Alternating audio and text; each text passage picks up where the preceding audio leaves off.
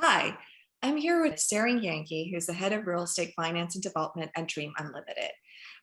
We hear a lot about costs rising, housing prices are going up, and we also see construction costs have gone up. So we're talking to Tsering, who's in development, to understand what the costs mean and what that means for the future of the condo market moving into 2022 and beyond. So thank you for being here, Tsering. Thank you for having me. Of course. Tsering, let's start off by talking about the state of the condo market. From your perspective in finance and development, what happened to the development side and the cost side over COVID in the past 18 months? I think that we have to, actually, Toronto Real Estate Board, I think they just issued their market update saying that the home sales in November 2021 is 3.3% above the November 2020 results. However, the new listings were down. So I think that it's an interesting data point, because what we find is that if there's a lot of transactions during COVID, as we all could appreciate, that a lot of people didn't start buying because there was a lot of uncertainty.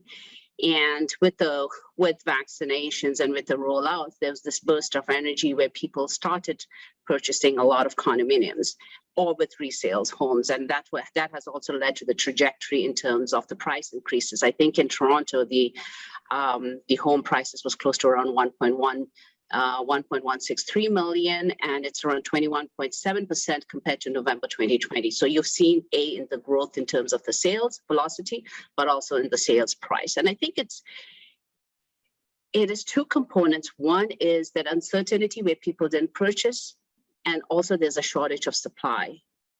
So the two components has really reflected in the data that Toronto Real Estate Board has been reflecting in their market report. And we see prices have increased over the past 18 months or so, and with all that tremendous activity in the market. And we've seen construction costs rise as well. And that may be led to like supply chain challenges and Correct. Labor shortage. Do you see this continuing in the next year? Like we're in the last quarter of 2021. What does that mean for the next year, 2022? And is there a path to recovery? I think 2 points I would make. One is on the supply side, on the demand side, is we know that immigration is going to continue to grow. And I think that with hopefully this new variant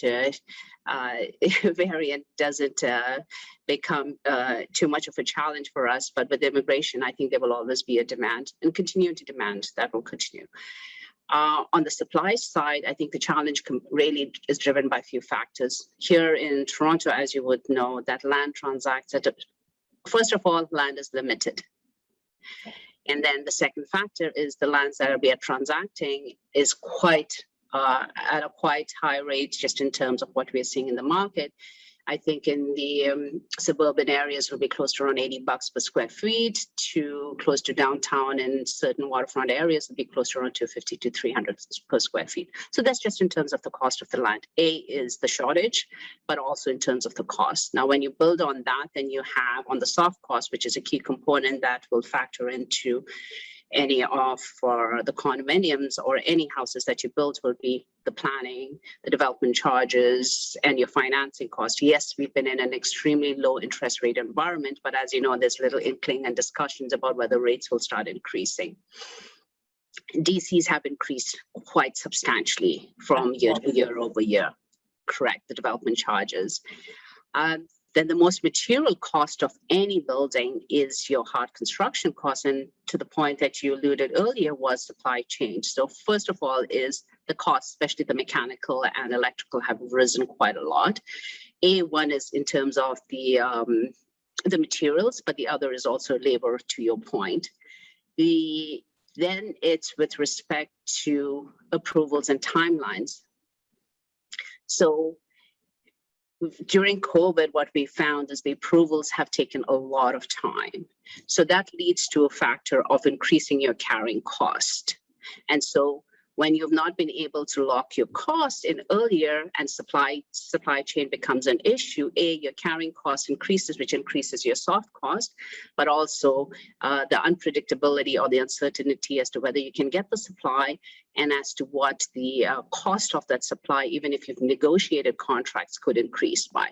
So I think a lot of these factors, with labor, timeline of approval that's impacting schedule, as well as materials, have really reflected in the cost increase in the cost of buildings, condominiums. And that's been exacerbated over COVID. Correct. It has been, absolutely. But what's also really interesting is what we found is like lumber increased, right? It really, lumber increased. But then there was a period in time, it was really a supply chain. It was almost like a traffic jam. That's why lumber increased, in terms of the delivery, et cetera. And then the lumber prices were reduced. However, as to whether that reduction was really translated into what we purchased it at is a different story. There's a bit of stickiness of being coming down. So I think it's interesting as to how we are able to evolve with the impacts that we have seen as to how long lasting it is. But costs are here. I think it's continuing to go up, but we are monitoring it. On the same token, of course, it gets translated into the increase in revenue, which I'm sure that your purchasers and your clients would be experiencing that. Right, on the purchase price side. Right. And that's where it's driving the pricing higher. Correct. Tsering, you touched on some really interesting points, and I'd love to dig a little bit deeper because, when you're in the industry, you understand the different moving factors and the variables, but as buyers and consumers, they may not be aware of what's behind the scenes. So if we can talk a little bit about first, what are development charges, Tsering, and how, it's part of the costs, and on the purchase side, we have them in the contracts to be capped and protection of the consumer. What truly are development charges, and why are they there? So, which is a very fair and a very good question. Development charges are really the levies that the municipality would place on any kind of new development, and for the growth of that area. And typically it covers, again, it's a range of aspects that it really does cover that the municipality has to incur. It's from servicing an infrastructure need, whether it's, transit, whether it's road, pedestrian road, water, sewer, stormwater. So those are all the components that you would think that it would be in existence, but typically the development levies really do cover those costs that the municipality has to provide. And it is, from a developer's perspective, I can tell you, it is typically paid when the building permit is issued or during that time. And the rates keep changing, or typically they change annually. And it's always effective as of November 1st. So you'll always find that developers are always racing to pay those development charges and beat the November 1st deadline, and as to what the increases are. So when you say issued at building permit time, that's when you start the construction of the plan? No, that's when you have to pay the development charges. Okay, so that's at is it at the pre-construction time of the project? It is at the pre-construction time of the project before, yeah. So during the life cycle of the construction, it could increase annually? No, because once you pay the development charges, just prior to the issuance of the building permit, that's the one time that you have to pay for it. But until you have to pay for it, you have to go through your planning, your rezoning, the sales process has already occurred already. And sometimes it's difficult for a developer to know what those increases are going to be. Is it going to be a 7% increase or 11%, right? So it really, those factors are some of the uncertainties that really resides with the developer as to what those increases could be, because from the time of rezoning till a building permit gets issued, it could take 2 years or it could take 3 years, depending on the time frame of where the development is. So the municipality charges the builder these development charges, and the builder pass some of it on to the consumer. Some of it, and let me give you just in terms of some of the rates of the DCs. For single and semis, as of November 1st of this year, is close to around 94,000, I believe, and a 2-bedroom is close to around 77,000. Oh, wow. That's So just in yeah. terms of, I just want to provide just in terms of the magnitude of what the development charges pertain to. I think in 2018, it was around 61,000 for singles and semis, and for two bedrooms, it's around 50,000. So you can just see between the last 2 to 3 years, there was almost been an incremental increase in terms of the development charges that the developers do incur. And that's, so the city is increasing those charges to the City developer. is increasing those charges. So.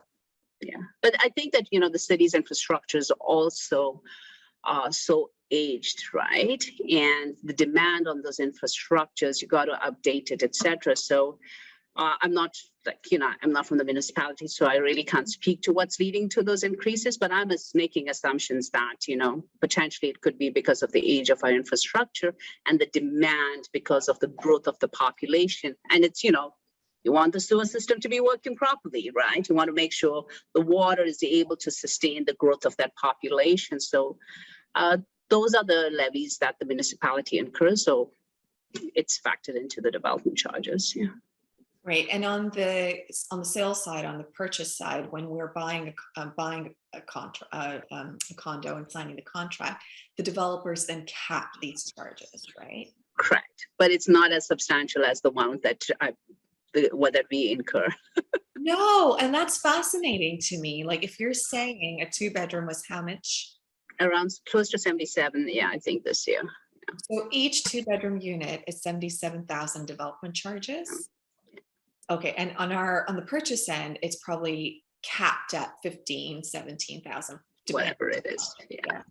That's amazing, right? So, and the cap to the purchaser means that if on closing, the charge, if it's 15,000, let's say the cap was, the purchaser pays the 15,000, and the developer will pay the excess of it, whatever. Yeah.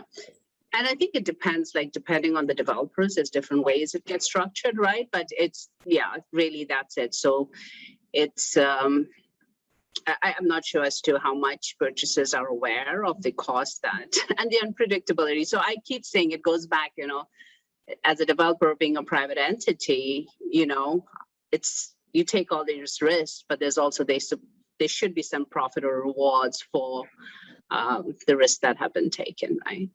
So that's a very interesting point, Tsering, and let's talk about a little bit about that. Like, sure, everyone's in the business of making money and profit, but when a builder is actually building pre-construction condo, there's huge risk that you're taking on, right? Can you talk a little bit about that? I think that we have fantastic developers, and then you have developers framing the city, I would say, across the board. And I think that, for me, I guess for both of us, we love this industry as much as we can because it is, we see as to how real estate really intersects with our society, with the economy. And there's this entrepreneurial nature of how you're defining the city. With that being said, as a private entity, of course, you want to earn profit, and you have your employees, etc. You have fiduciary responsibilities.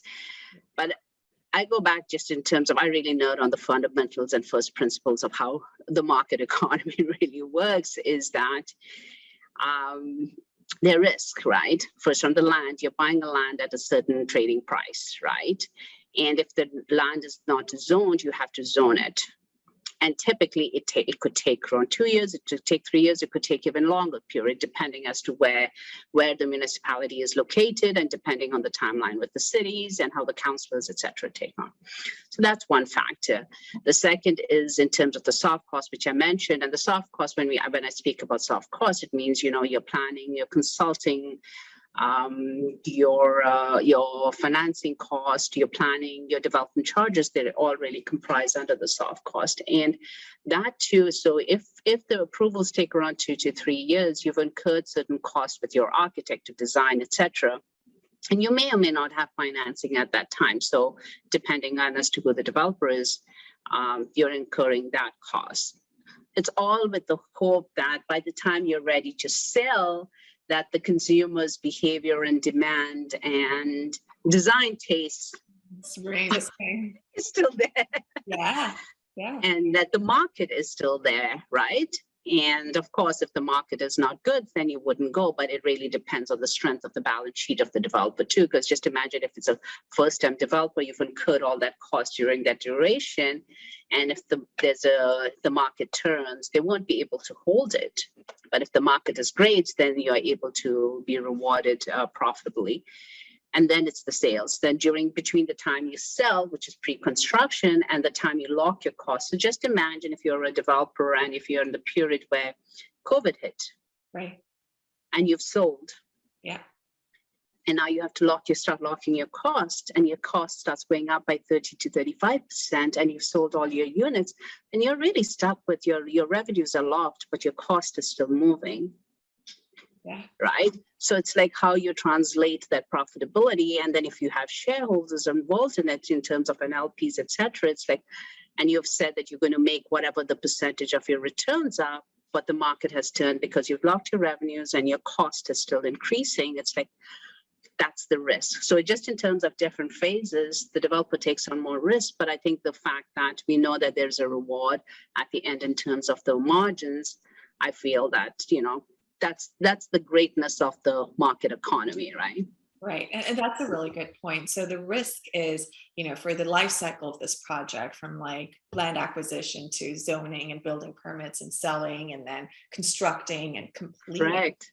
That's many years. That could be, I'm not familiar with approval time, how long it takes, but from selling to completion can be 5 to 6 years. And there's Correct. so much unpredictability in the middle, like how you mentioned with the market turn, Correct. also construction delays, right? Yes. Anything can happen once you start digging. Absolutely. And Right. if you have a union strike. Oh yeah. A couple of years ago, the elevators, it was hard. Correct. Correct. Yeah. Yeah. And that stuff you don't know until you get into it, right? And Absolutely. the longer it takes, it affects your bottom line as the builder. Correct. And so there is that incentive. As much as there's an incentive for the purchaser to move in quickly, there's an incentive for the developer to be able to meet the schedules and be on budget as much as we can. So there's absolute alignment, I think, between what the purchaser wants and the developer. So I think that that's something that'll be good for everyone, for us to understand that there is perfect alignment just in terms of being incentivized. The other component that I just thought I mentioned is that I know that, the question is like, okay, is it too much of a profit or not? Right. And I think as I mentioned, just in terms of the risk and rewards, the other is, I think that if someone is trying to obtain too much of profit returns, the developer could get priced out, right? Because I'm sure from your experience, it'll be like if you'll have the same products in a similar location, if someone is even charging like $5 a square foot more, of course, you'll take your clients to the one that is in the same location, same product, which is lower. So I think that there is that, I wouldn't go back really old school about talking about the invisible hand, but really there's that market equilibrium where, you want to get as much as profit and as much of revenues, but you also want to make sure that there's velocity in your sale and sales absorption from a developer's perspective. Yeah. Absolutely. And you made an excellent point that everyone is aligned. And I don't think the consumer has that lens that, yes, you're purchasing from them and yes, you're paying top dollar, but, the builder you're working together. They want to sell, they want to provide the supply, and you want to move in. Like we're all correct. But also I would caveat with the fact that there's different types of developers, right? So I think it's across the range, making sure that your clients and your purchasers are being cognizant about who they're purchasing from and the history and the experience and expertise. So, and the fact that, the municipalities that we live in Toronto, there is rigor and discipline. So. Yeah. And that's a very good, very important point when we speak to our investors. If the conversation is always like, and with any business deal, always know who you're in business with, right? Correct. And how that translates into our world is, invest with the top builders, and like you said, do your research, understand their execution and their delivery and their history and experience, right? When you mentioned the cost side, the construction costs.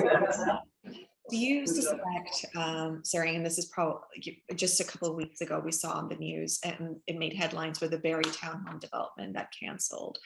Okay. Do you suggest, not having, as you mentioned, having your costs locked in later and COVID hitting, do you think that more smaller builders will have challenges in the future with the rise in costs?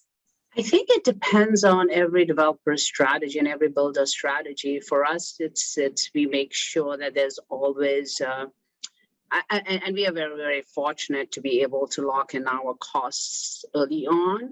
And we make sure that we align our sales strategy with our costing strategy. So it's just about how you strategize and how you plan for the certain things that variables, a black swan can happen, can hit anyone, the best of the best.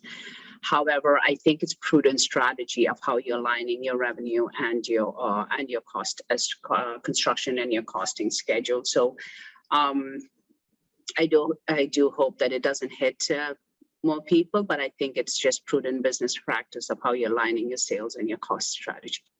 Great.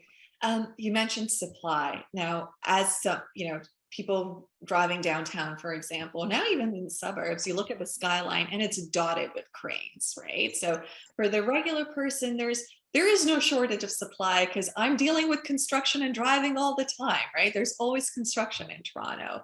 But from the industry, we know that's not enough supply, and we know what's coming out in the pipelines from a completion perspective. We know 5 years from now what it's going to look like because we've sold that already.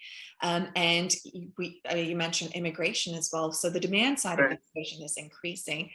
What do you see, Tsering, in being in the business on the development side? What is the supply story here? And we hear it's limited. How can we make this better? I think it's a great question. I think everyone is trying to solve for it. So if I pretend to say that I know, I would be lying. Well, and if it was easy, I think we may have solved it already, right? Correct. But I have to say that definitely, as I mentioned earlier, the cost of land and the lack of land, right? Especially in urban transit-oriented area. Absolutely. And then the second component that's really factored into the supply is approvals. Approvals do take a longer time. So even if there's land, it's like approvals, and I think COVID has really exacerbated it just in terms of the time it has been taking to get approvals done.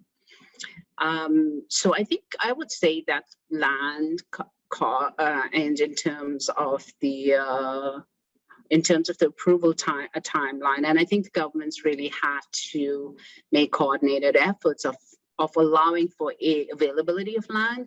One, second is in terms of the approval process. And a third is like just in terms of the cost. How are we investing in innovation? How are we investing in our labor? As you can appreciate that the labor it's an older generation of labor and they will be retiring. And how are we doing in terms of the governments and really investing in terms of skilled trades and skilled labor? The other component that I thought I'd also mention in terms of how we're dealing with the supply is there's new regulations and demands in terms of, as you can appreciate, like the built environment, it emits a lot of carbon, right? There's a lot of carbon emissions and GHG emissions. So there's new requirements in terms of how we build and there's different sets of regulation, but there's not enough of innovation in terms of materials as well as skilled laborers that'll be able to address those aspects of, climate change resilient buildings or carbon embodied emission, reduction of carbon embodied emissions in construction materials. So I think a lot of these factors are playing into supply. And so I think that when you and I figure out as to how we can solve it, I think it'll be good. But for the foreseeable future, we're in a limited supply situation. I would think so. It's a limited supply. That will factor into the price increases too. It's basic economics just in terms of demand and supply and as to how it would impact pricing. But I think that there's efforts being made in terms of supply, but also in terms of managing and tempering down, too much of demand, etc. But I think it'll take all of us to be able to make sure that affordability doesn't continue to become an issue. Yeah. Right. And I think it's all levels of government and all levels public and private. coming together to address this, right? Correct. Yeah. As we see over the past few years, and this is pre-COVID, although a lot of people think it's because of COVID that there's been this mass exodus from the downtown core to the 905, for example, but that development has been happening over the past 5 to 10 years. And that's in Oakville, Burlington, Vaughan, all over. Do you see, from what you see on the development side, what's the next hot area outside of the downtown core, or is it going to be the downtown core? Are there any suburbs or areas that you're focused on or you see great potential in? I'm a city person. I love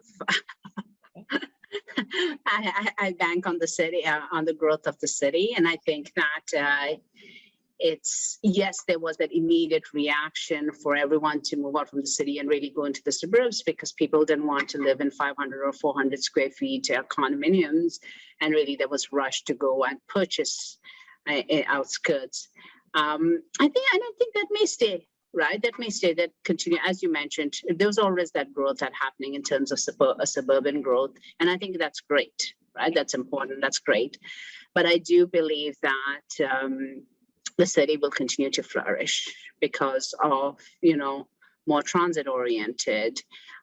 In terms of where we choose to work, whether people work in the office or work remotely, I think there is that crave for being closer to the city. And there's different people. I think that what could impact is how the floor plans may change in our condominiums in the cities, how amenities would change, how public spaces would change. And I think that there will always be a sector that will prefer the suburbs, doesn't matter whatever the situation or environment is. And there will be certain groups who will always love and want to be in the city because of the energy, etc.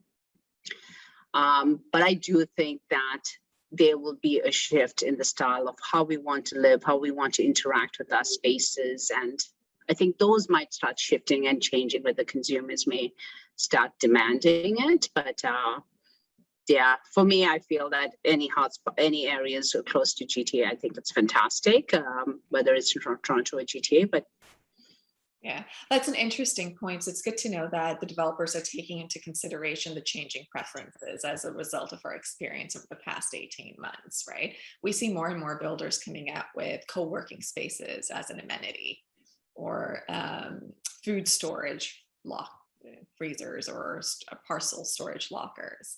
So yeah, I think so. I think that for us, we're really cognizant about making sure that the buildings are healthy in terms of air circulations, the buildings are climate change resilient, but also in terms of public amenities and spaces. I think it's important, right, for people you can't just come up from, a brick and mortar and not have that space to interact with.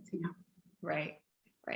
Well, thank you, Tsering. This was a wonderful conversation and really educational. I think we took some great, we discussed some really great topics to understand the development side of the business, which, most consumers are not aware of because you're not thinking about that. So thank you. I'll ask you one last question. How do you feel about the Toronto condo market going into 2022? I continue to believe in the Toronto condo market and continue to believe in the Toronto real estate market in general, I would say. Yeah, great. Well, thank you so much for your time, Tsering. I really appreciate it.